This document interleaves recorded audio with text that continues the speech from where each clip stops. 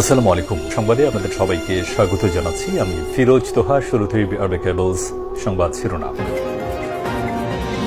পুরোদমে Iran, Israel এবং নিরীহ ফিলিস্তিনিদের মাঝে ভয়াবহ যুদ্ধ চলছে। আর এই মুহূর্তে আমাদের হাতে এসেছে যুদ্ধের সর্বশেষ গুরুত্বপূর্ণ সবথেকে তাজা আপডেট সংবাদ। প্রথমেই জানাবো, নেতানিয়াহুর স্বীকারোক্তি, ফিলিস্তিনিদের বিরুদ্ধে অপরাধী গ্যাং লেলিয়ে দিয়েছে ইসরায়েল।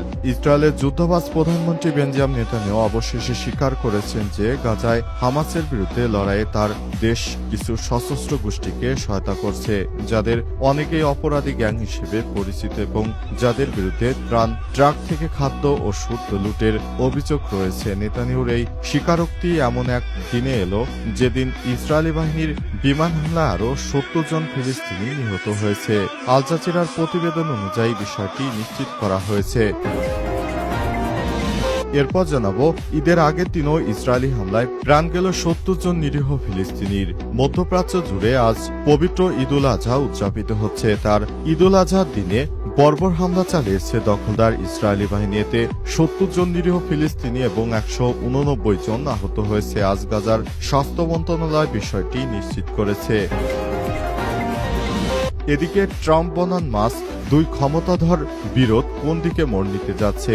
বিশ্বের অন্যতম ক্ষমতাধর দুই ব্যক্তি, যুক্তরাষ্ট্রের প্রেসিডেন্ট ডোনাল্ড ট্রাম্প এবং বিশ্বের সবথেকে ধনীর তকমা পাওয়া ইলন মাস্কের বিরোধ এখন প্রকাশ্যে, অথচ কয়েকদিন আগেও তাদের বন্ধুত্ব ছিল আলোচনার বিষয়। তাদের মধ্যে বাড়তে থাকা দূরত্বের গুঞ্জন মুহূর্তেই বাকযুদ্ধ হিসেবে সবার সামনে আবির্ভূত হয়েছে। খবর বিবিসি বাংলার।